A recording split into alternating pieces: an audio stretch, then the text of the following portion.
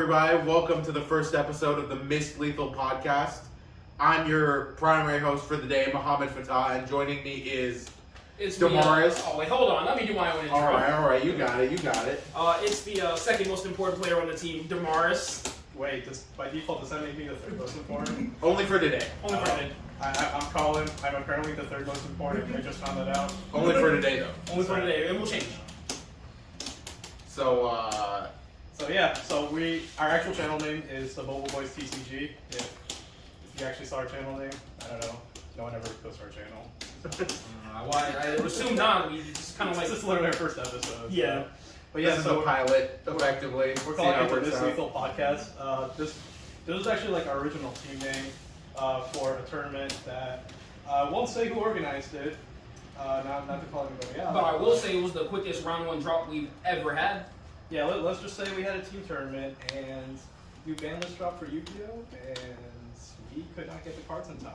So thanks, TOs. Not only did the new ban list drop, Mr. Tournament Organizer decided to implement the ban list quite a bit early, more than a week early, and very last minute, the day before the event. So, yeah, if you guys can tell by the recency of this context, you can probably figure out what Depends on when this goes up, of course, obviously. But yeah. I mean, we threw out a lot of different names like for our original team name too. Like what were I think we had Blasian Arab at one point. He's Blasian. I'm African. They're the Blasian. I'm the Arab. Yeah. That was a name we threw out. Instantly rejected, but I held hope on it for a bit. I instantly rejected that. I wanted a little bit more respect to our name. Granted, now we're the Boba Bois TCG, so I don't know how much respect we get on that. Yeah, so let's talk about how we became Boba Bois TCG. I mean, like literally, this is like us every weekend. We're just at. Normally we're at a card shop. I mean, here we're at our gym setup. But. Yeah, sorry about this. Pilot episode. Forgive us. Like the Family Guy episode, you know? Yes. But I mean, every weekend we're at the shop. We stick around. We play some card games, whether it be Yu-Gi-Oh, Vanguard. Magic, Commander. Commander. And like you said, no, we find new games to play. Yeah, like Y-Cross just dropped not too long ago, actually. Yeah, and then like literally every weekend, or like every day we're at the shop. Really, we just dip and get Boba. And that's which brings us to our team name, Boba Bois TCG. Therefore, we are the Boba Bois TCG. Indeed. Trademark copyright. Trademark copyright reserved. That are in a circle. We did try to call this the Boba Cast, but unfortunately that was already taken. Yeah, apparently there actually is a legitimate podcast called the Boba Cast that also talks about like pop culture, nerd culture, and whatever. So I never actually watched it, so I'm not too familiar with it. But they stole our name from us. We did it. Even though they've been around longer, they took it from us. They took it from us. Yes. So I guess now we can talk about how we met, right? Yeah. Which I mean, like, so I'm actually the newest to our crew. Like these two. I think that's fair. That is fair. Like a long time before. So me and Mohammed actually met at the first card shop I'd ever been to. I don't know if we're going to drop names. We're not gonna drop names. We don't want people finding us. Me and the first card shop me and Damaris ever went to. I didn't really know Damaris at the time. This was back around 2014, 2015. Well, this card shop's been long closed, right? Oh yeah, this. Right, but do we want to be? I mean, I guess people will find out where we live eventually. But I mean, we'll just keep it on the down low right now. If people figure it out, people figure it out. The history of the Boba Bois TCG. That's for you guys to discover on your own. Be like a lore page from Yu-Gi-Oh. Yeah, the lore of the Boba Bois TCG. Find out now in a booster pack coming to you. But yeah, me and Damaris. We didn't really interact back then. We met around 2014, 2015, and we just were playing Yu-Gi-Oh! We both had jank decks at the time being... I wouldn't say yours was jank. I'm pretty sure you had it. I'm pretty sure you had it. No, I did not have that. 2014 Invoked wasn't out. I had Noble Knights. Noble Knights? Noble Knights. Okay, yep, you're right. Noble Knights, right? Was it with those platinum rares? Like the... Of course! I mean, being a poor high schooler, what else are you going to have? I think some of those cards are still only available in that rarity, no?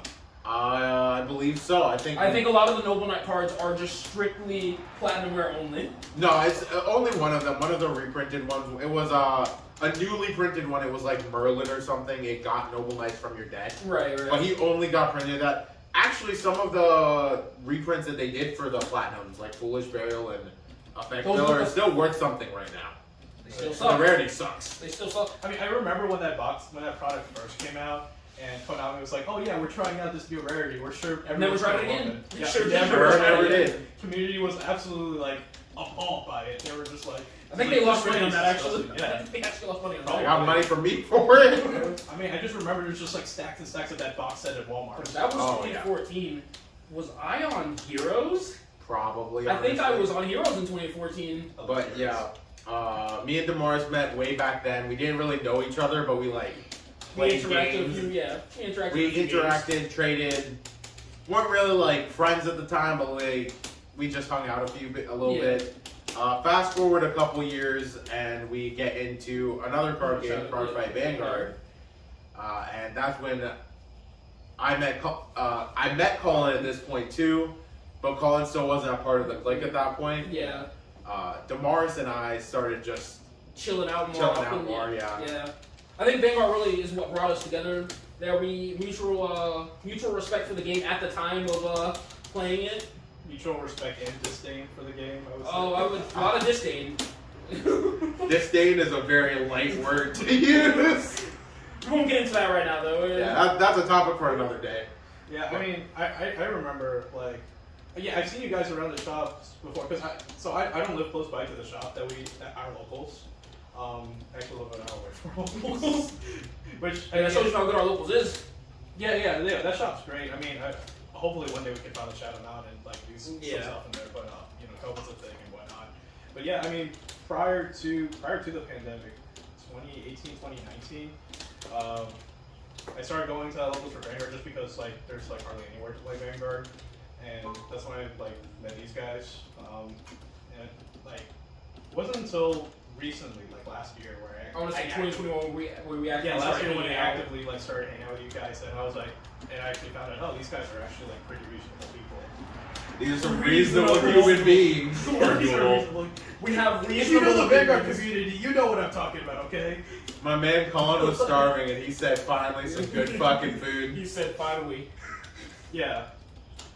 But But yeah, I mean, like, it was cool because a lot of my buddies that I played Vanguard for many years, like since Yeah. like 2012, and the thing is, like, a lot of my friends that I used to hang out with for Vanguard, they were like, part of it was that they were older than me, so, and they were just at different stages in life, whereas like now I finally found these idiots that are also like complete losers like me that only like to play card games. I mean, I'm no. kidding. Look, if it's your hobby, it's your hobby. Yeah, no, but like these guys, because I jump, like, I jump from card game to card game like crazy, and so it's hard to like find like a consistent like group of buddies that actually Like we'll do follow what I do. you. Yeah, we'll follow you. Yeah, so like these guys that literally got me into Yu-Gi-Oh, and then we just like got each other to Wicross, and now we're just like hopping from like game to game. now. Yeah. we were just not also in good at our Flesh and Blood Yeah, we phase. had a phase in Flesh and Blood. Flesh I and was Blood not a part of a this fun game. phase. At that time, I was playing Digimon. Yeah, We had a Digimon phase too. Digimon, love the mechanics, don't like the power creep. All I can say. yeah, Different Yeah. discussion, different time. Yeah. yeah. Like at that point, it was just like, oh man, these guys actually like to play different card games, and they're not just like pigeonholed. We're not elitists. We're Like, yeah, exactly. And there's like some people that like, only ever play Vanguard, some people only play Magic, some people that only play Yu-Gi-Oh.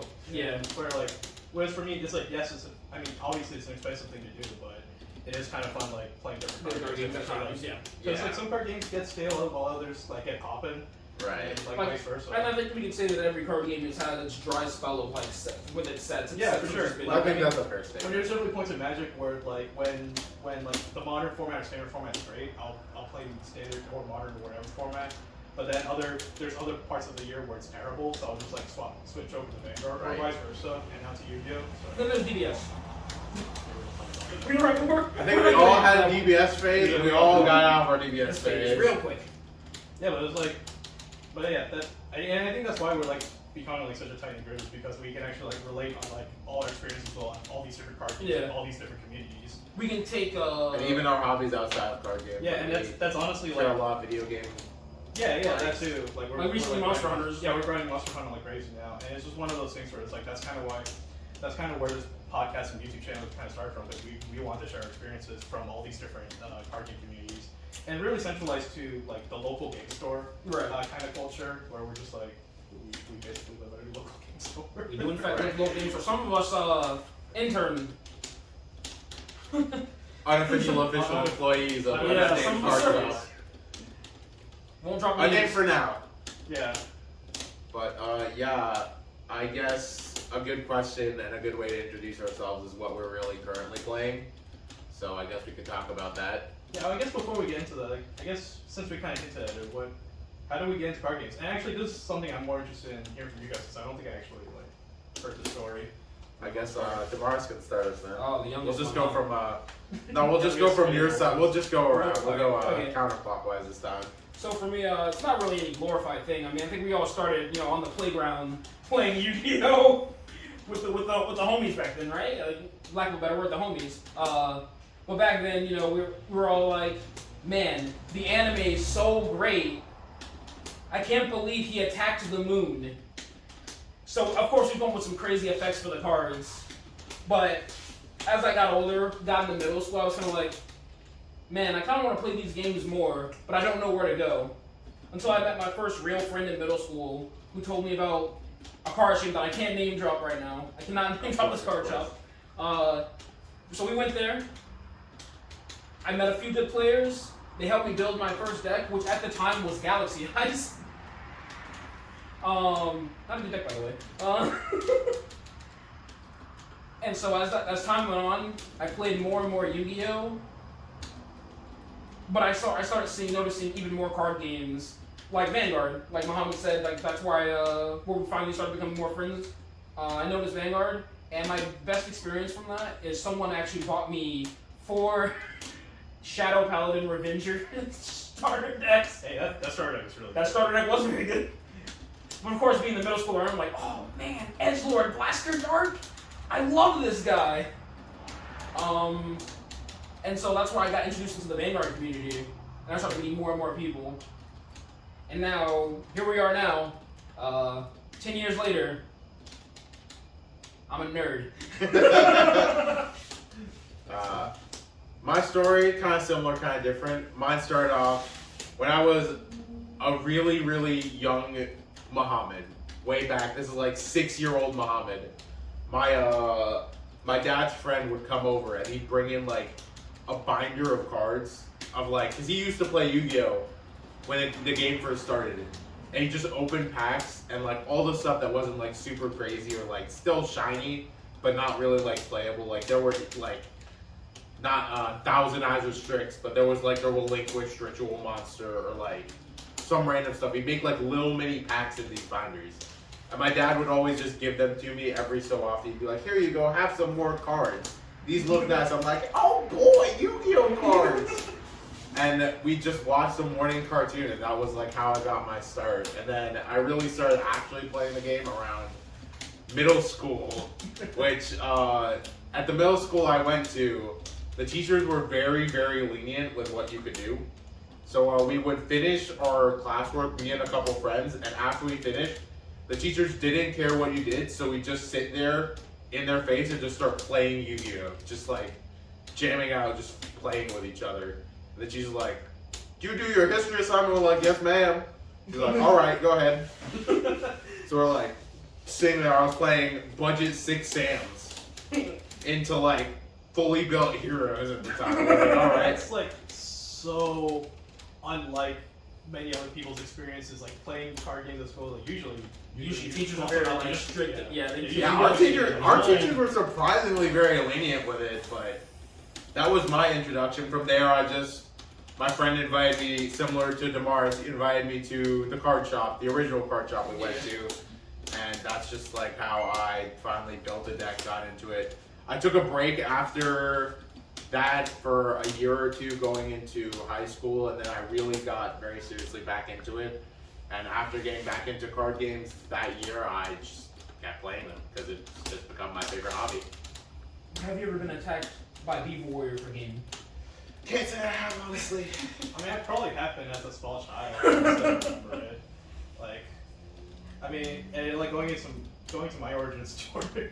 Or Are you a hero? You're a hero? The origin story. I am the hero of my own story. Everyone is the hero of their own story. Sorry, I'm the villain. Except Joe. Joe is the villain. I am absolutely the villain. Yeah, that's Joe back there. Shout out to Joe behind us. Shout out to Joe behind us and Behind the camera. Hopefully we Ahmad. have a guest. special guest Ahmad. He'll show up eventually. Not now though. Yes. Anyway, so oh God, I'm like having flashbacks of like 6-year-old calling. Like this was like 6-year-old Flashbacks to calling. your card also, stolen because you lost. I never know my card God. stolen. Thankfully. That's a story for another time. I'll let Paul finish. I have actually. Yeah, that's a story. I think We'll we talk all about have a that story later. like I think we Oh all- my God, I'm just now remembering this. Oh my God. Because you don't want to remember. That's the thing. That's something you want to Yeah. push to the back. No, but yeah, 6-year-old Colin. Yeah, my aunt gave me like a pack of like barrel servant for my birthday. That's like that was like my very first You're pack old. of Yu-Gi-Oh cards ever. You're old. Quite a young whippersnapper. Anyway, yeah. The office Oh, no. go on. No, was I 6 years? Like 4 or 5-year-old Colin got his first pack of Pharaoh Servant like years ago, and so I remember my very first Yu-Gi-Oh card was the Hayabusa Knight. That thing could attack twice. It was awful. Don't get me wrong, it was awful, But you loved it. but I loved it because it was a freaking bird that had a sword and it was a knight. Bird. But anyway, yeah. So I got into, I mean, just like any other child that got into Yu-Gi-Oh as a kid, I got into the card game. My parents would buy me cards and whatnot. Watch the morning Saturday. Yeah, you know, watch a cartoon. Kids WB, let's go. Yes. Actually, that was exactly it. Just Yeah. WB. Every Saturday morning. Became 4 kids and then Yeah, who knows and then when like it's every not. now and then I would be at my cousin's place. We would be Finish the playing the card game. Yeah, I would play with cousins every week.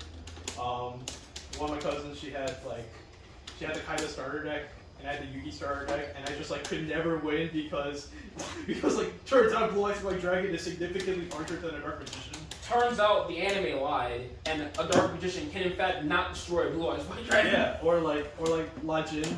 Like I remember back in Legend, it was like 1800 power. Like you can't run over that. Like It was very hard for cards back then to break over 1800. yeah. I mean, yeah, but it wasn't necessarily hard. But I mean, we're talking the kids, Well, let's Yeah. like legit the Kaiba starter deck. like the absolutely kids starter busted. decks. Is Okay, like, well yeah, look. Yeah, the Kaiba starter deck absolutely busted. Like It's we never- talk Go yeah. format, you just summon Breaker and everything dies, a 19 meter. But I think that's not entirely true. But That's just I mean, it's an obviously, excellent card. Breaker's a breaker.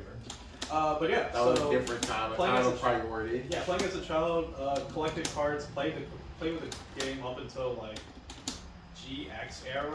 When like I remember actively watching the GX anime. You know, also it's WB or Cartoon Network or whatever. I think GX was Cartoon Network. It was, Cartoon yeah. Network? Oh, it was? Okay. Yeah. Okay. Got confirmation. Confirmation. Thanks, But Joe. yeah, it's like, yeah, super into like the Elemental Hero cards and all that. I really wanted to play Mega Man, never got one as a child. You too, huh? Yeah, but now, I still do not have one. unbelievable. Yeah, I still never got one. It doesn't sound like Destiny Heroes. But yeah, and then, you know, been out of the game for like, obviously, you know, when you're a kid, you grow out of that kind of stuff. Yeah. You become like 10 or 11, so it wasn't until like 8th grade, middle school, where my best friend from childhood, like, I mean, he's still my best friend to this day. He was like, hey, you ever want to play a Yu-Gi-Oh tournament? I'm like, there's tournaments for that? And so, just like you guys, you know, my friend brought me to this local game store back home, and from there, it was just like, love at first sight. It was so much fun, like my first tournament, and like, I mean, obviously, I never won a single round up until like for the first like year of me going to locals. I don't think I ever won like more than a round or two. I didn't know what staples were. Yeah, me either. Like, I mean, I had to find out that MSP doesn't negate. I know that's a meme, but like, I think we've all legitimately had to figure out that MSC Right, doesn't because negate like that. you play the games on like the Game Boy way back when, it's like MST did everything. MST did in fact do everything. You didn't even have to have a card on your board. MST could MST itself, and you're just like, man. Yeah, we're talking about like forbidden memories, are we not? Yeah, I remember playing the video games. I would like try to MST like a mirror force, and it like still blew up all my monsters, and I'm like, but I destroyed it. But I destroyed it. It's not on the field anymore. I remember But teacher. I remember my first locals ever for Yu-Gi-Oh. I went in with this really crappy Dark World deck. This was way before the Dark World structure deck came out. Before Graphic? Yes, way before Graphic. Ooh. Years before Graphic. I walked in with this crappy ass Dark World deck. I think my win con was actually Demise King of Frontier. I was like, oh, it goes in this deck, right? It's a feat. Well, it's ridiculous. It's ridiculous. Yeah, it's a board wipe. Yeah, it must be good. Anyway, got clapped the first couple of rounds. Third round I come in, I'm like, okay, I can maybe do this. This guy sets a monster and passes, and I'm like, all right. And then he goes, book a Tayu, flip a Morphing Jar. I'm like, oh, okay, alright, I can use a new hand.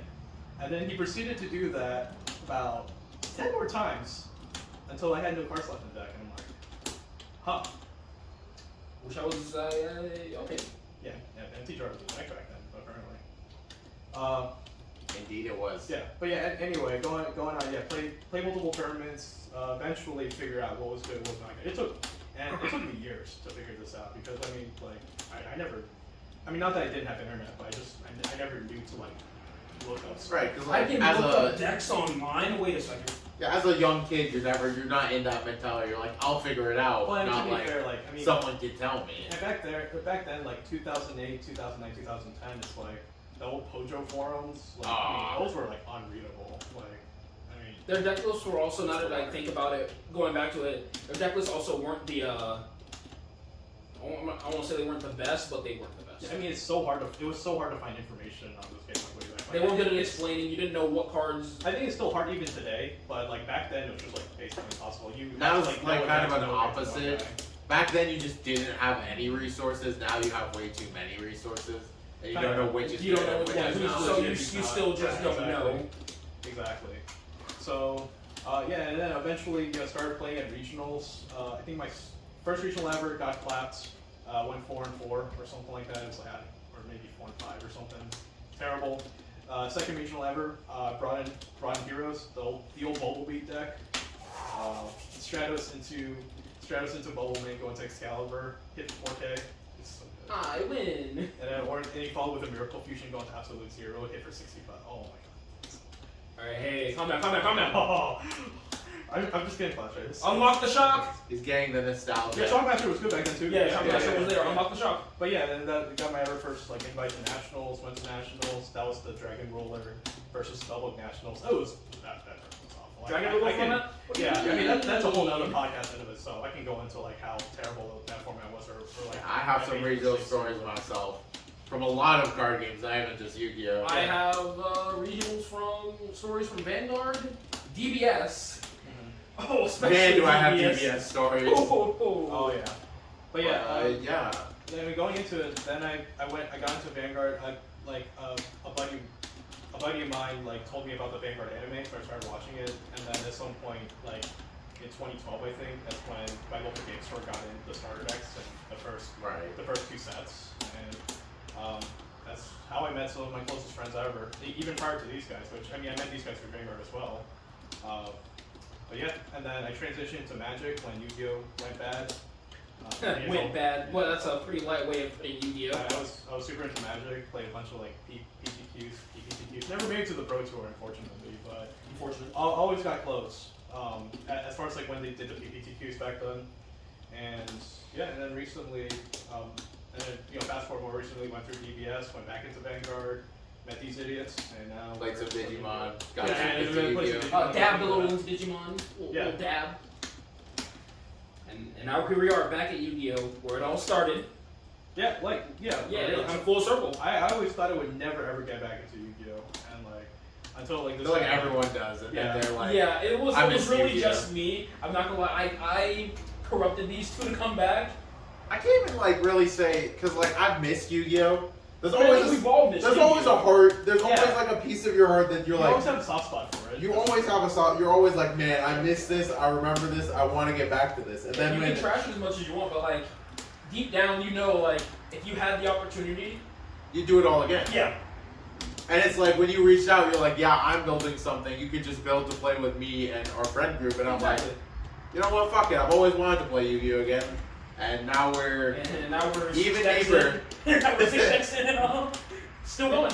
So I guess at this point, I mean, in addition to Yu-Gi-Oh, what main card games are we playing now? We still play some Vanguard. Not taking Vanguard too seriously. Usually right now, yeah. That's a discussion That's okay. to have later. I think we have a whole discussion for Vanguard. That's a whole podcast. That's a whole.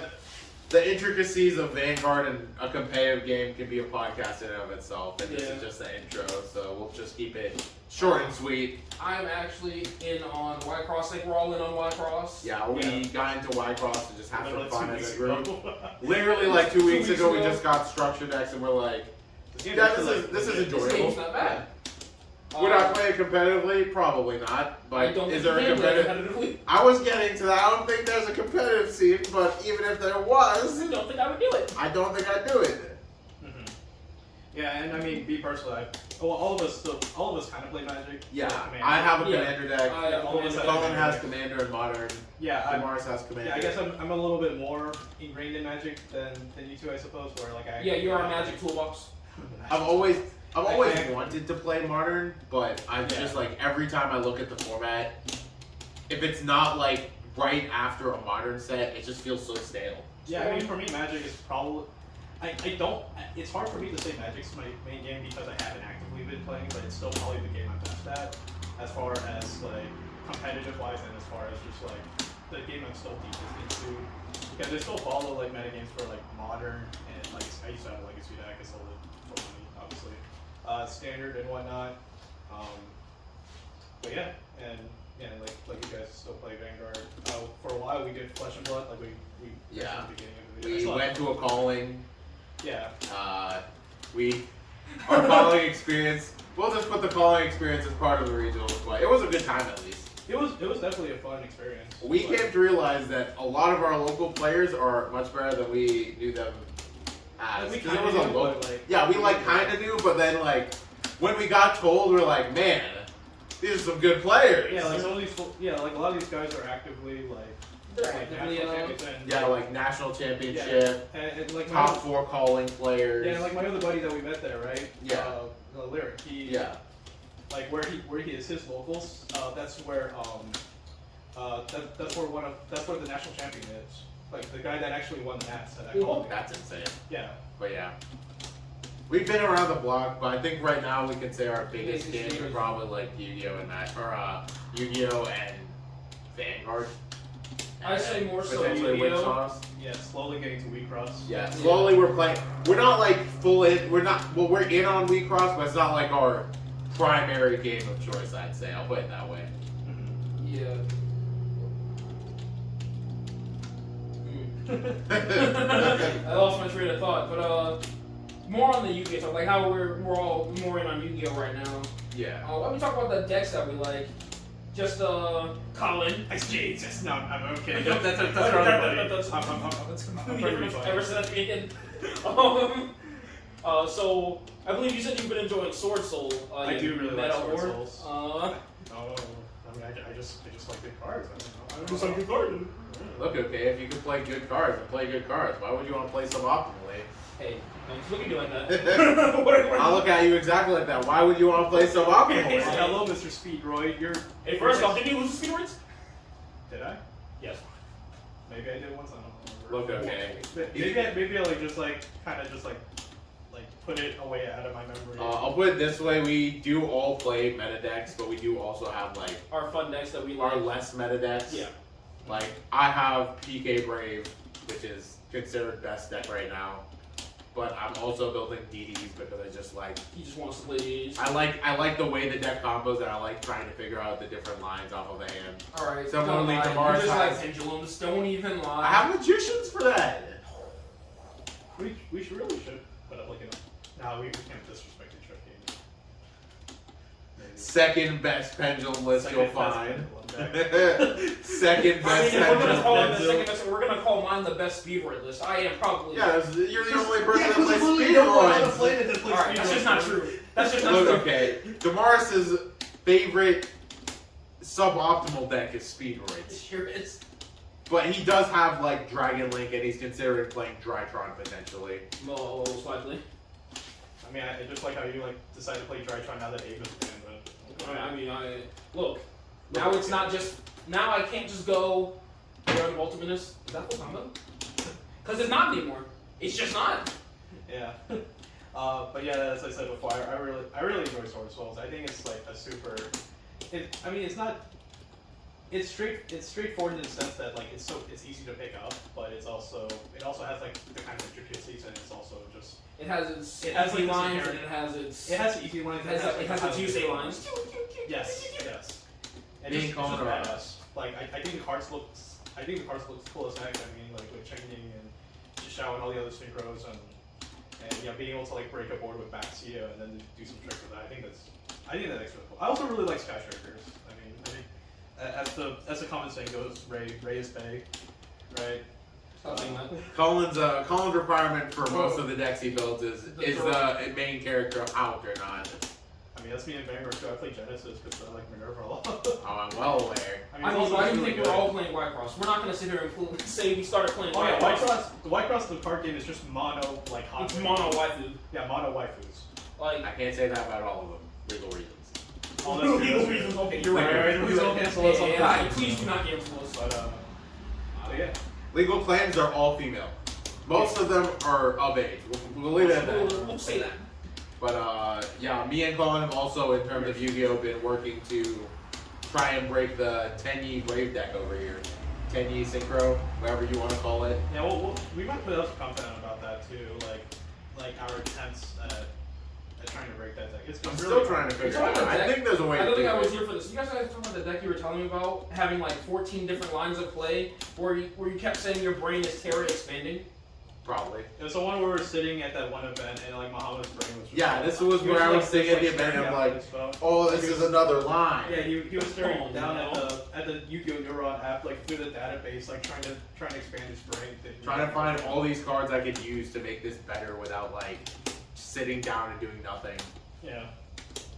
But anyway, I think that kind of goes into our last topic as far as like, since this is also kind of an intro video for us too. What are we gonna do on this channel? Yeah, I think. Wait, you're a Magic guy? No, I'm a Magic guy. I mean, kinda, yeah. I mean, you know the most about Magic. Muhammad is our Yu-Gi-Oh guy. I would say Muhammad knows the most about Yu-Gi-Oh. Fair enough. To be fair, we are all technically RC1 judges For Yu-Gi-Oh. for Yu-Gi-Oh. I haven't done that in years. I've been judging recently, but I think Colin and I have the most experience judging. Damaris only recently became a judge, but Well, I know that MST does not negate. Okay. I mean, as far as like recently judged, I mean, as like you basically just passed the judge test, right? yeah, Yeah, Damaris basically. passed the judge test maybe like It's like a few months ago. Yeah. I've been a judge since about 2015. I've been actively judging the entire time I've been playing Yu-Gi-Oh! Even recently, I judged a store championship, which was a fun experience. I thought they did that one.